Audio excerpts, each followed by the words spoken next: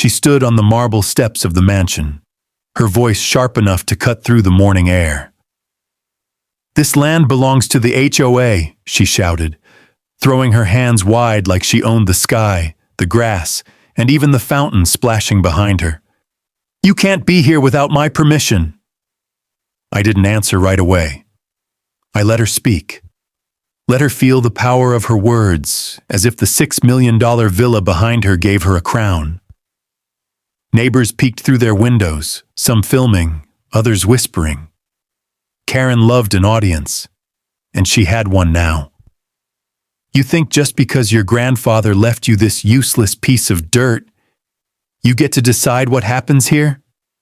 She sneered, her red heels clicking against the stone. "I built something beautiful, something worth millions. The HOA backs me up." I kept my hands steady in my pockets, even as my jaw tightened. She had no idea what papers I carried. She had no idea the deed with my name on it was older than the HOA itself. Instead, she smiled, enjoying the silence she thought was fear. "Arrest him!" she suddenly yelled, snapping her fingers.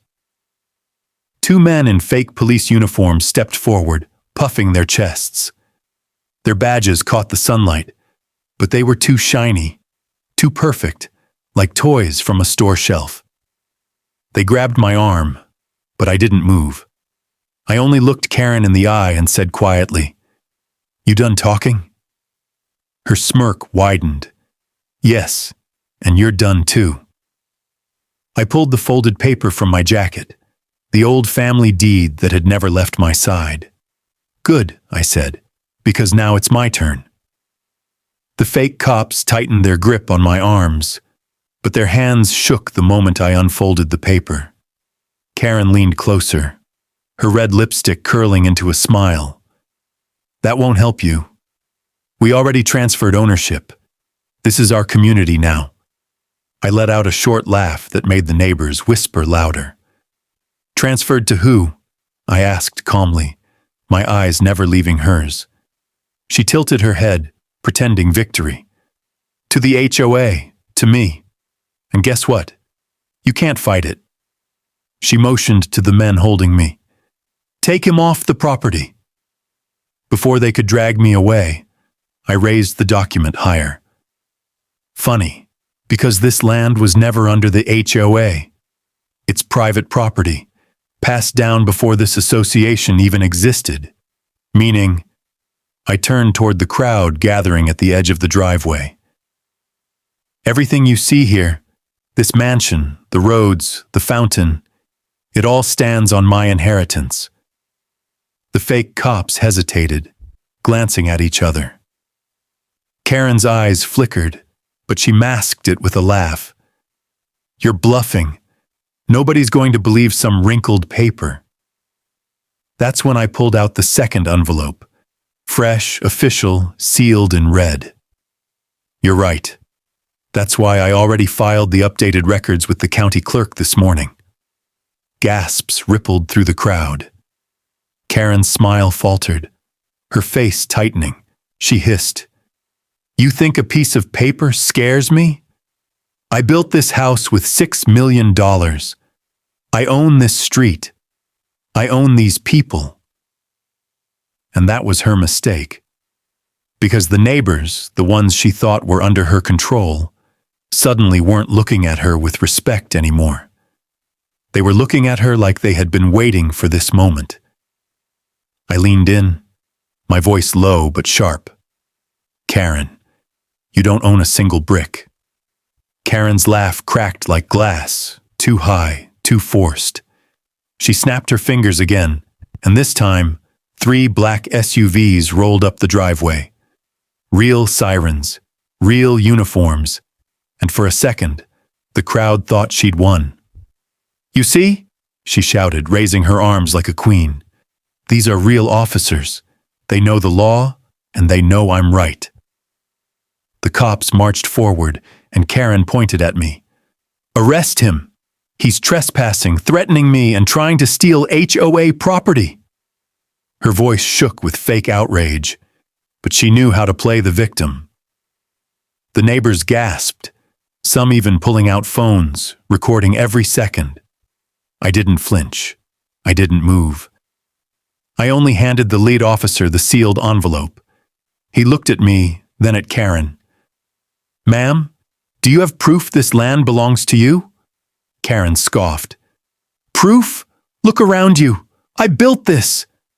She gestured wildly to the mansion, the fountain, the guards.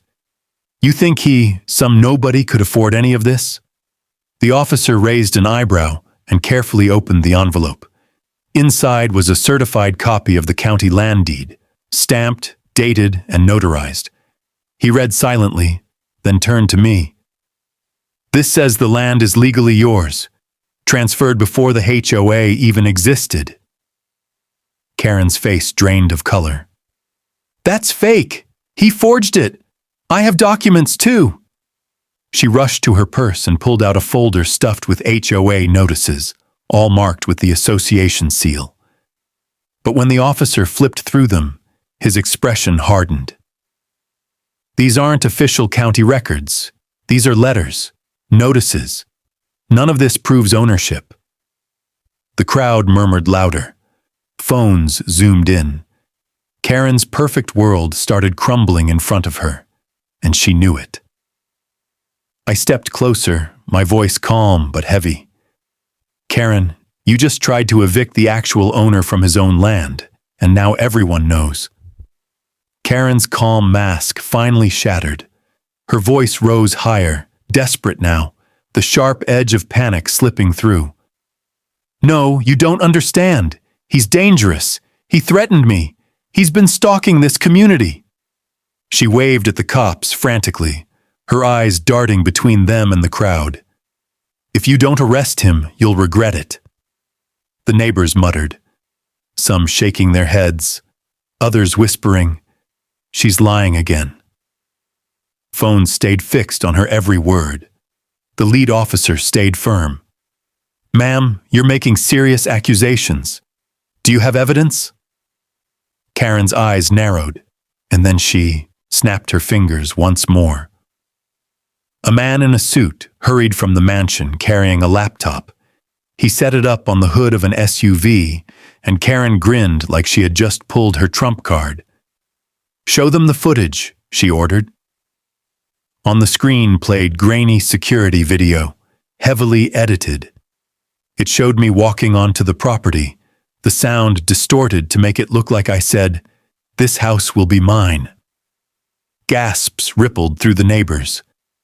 Karen folded her arms smugly. "There! Proof! He admitted it!" I didn't react. I simply reached into my pocket, pulled out a small flash drive, and handed it to the officer. "Play mine." The screen flickered again. This time, the uncut footage, clear audio. Karen herself was visible, telling her fake cops to get him off my land, no matter what. The words echoed over the crowd like a gunshot. Her own voice betrayed her. Silence fell. Neighbors stared. Even the officers exchanged looks. Karen's face froze, and for the first time, real fear cracked through her arrogance. She opened her mouth, but nothing came out. I leaned just enough so only she could hear me. "You really thought I'd walk in here without proof?" Her hands trembled, and the mighty HOA president suddenly looked very small in front of her $1 million palace. Karen's voice cracked as she tried to laugh it off. That video is fake! He edited it! Don't listen to him! He's dangerous!" She spun toward the neighbors, her hands waving wildly.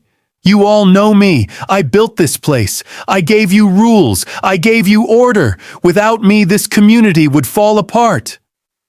But the crowd wasn't nodding anymore. They were staring, filming, whispering. One old man in the front finally shouted, "You lied to us, Karen. You said the land was HOA property. You made us pay fees for years." His voice cut through the silence like a blade.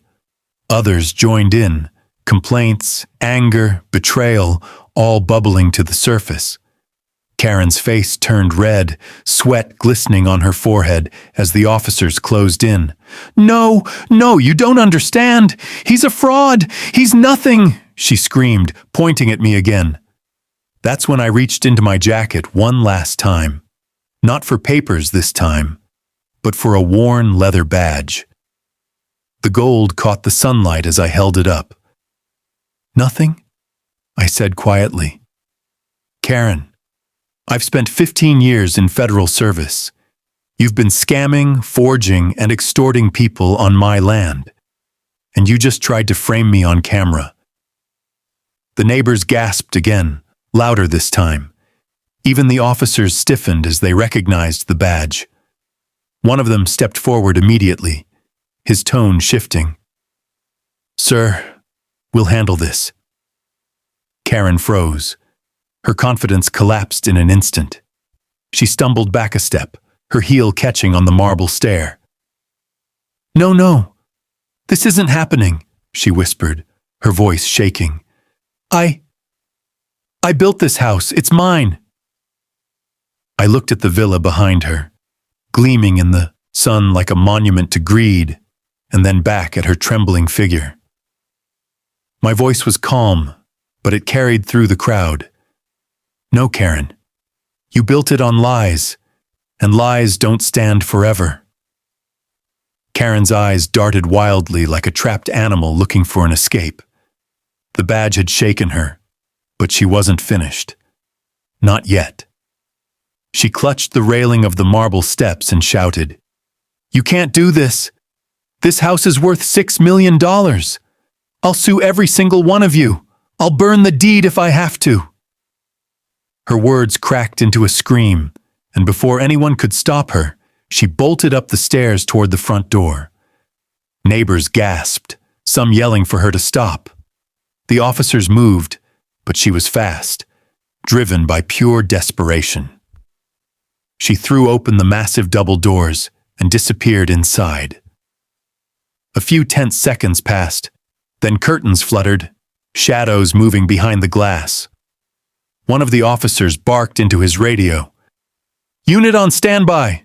We may have a barricade situation." But I didn't flinch. I knew Karen too well by now. She wasn't hiding. She was scheming. Sure enough, moments later, the heavy garage door rumbled open. A luxury SUV roared to life inside, its headlights glaring like angry eyes. The crowd screamed and scattered back as Karen slammed the vehicle into reverse, tires screeching across the driveway. Her window rolled down, and her voice pierced the chaos. "If I can't keep this place, then nobody will."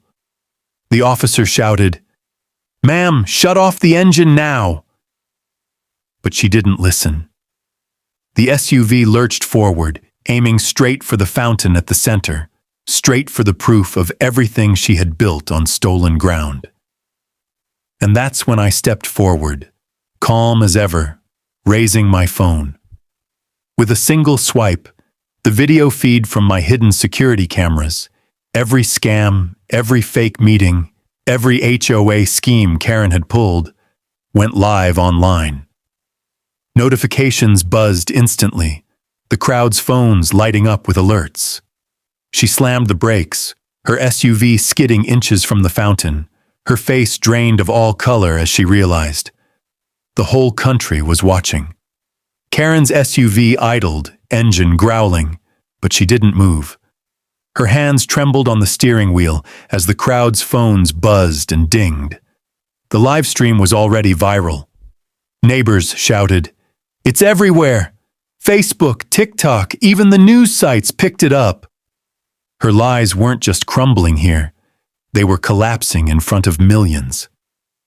The officers moved in tight formation, weapons lowered but steady.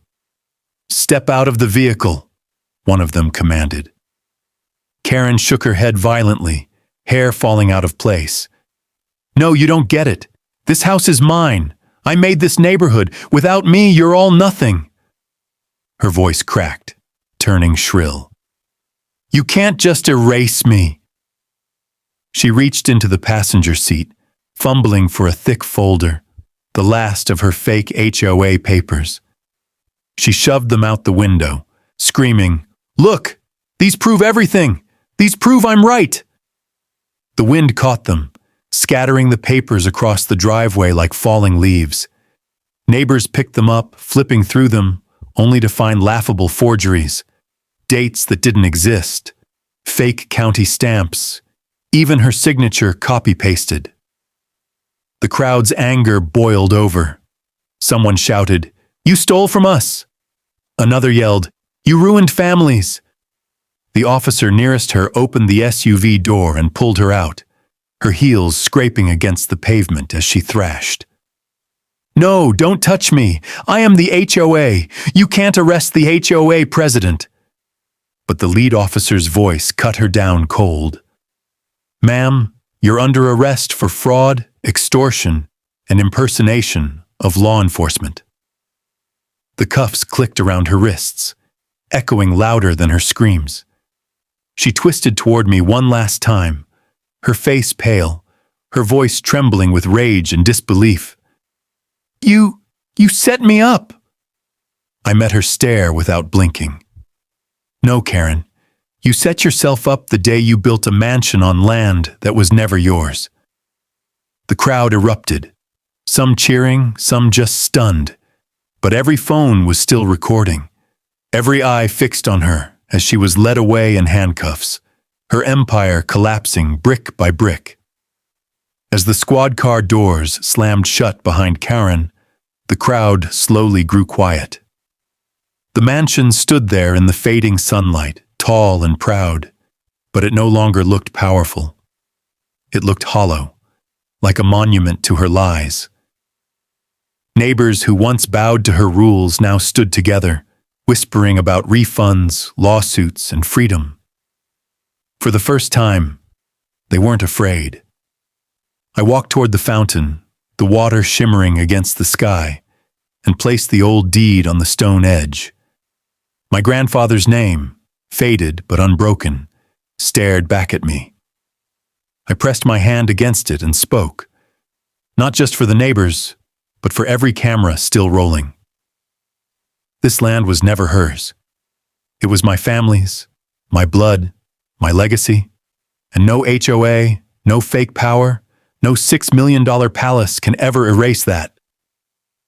The officers nodded as they drove Karen away, her screams muffled behind steel doors.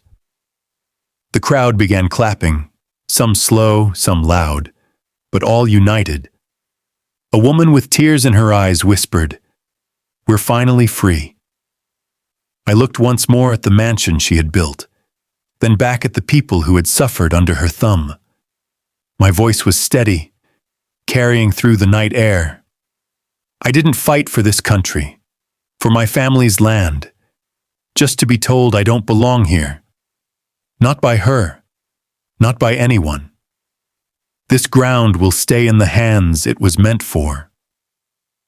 And with that, the cameras caught the last shot. Karen's empire behind bars, and a community finally standing on the side of truth.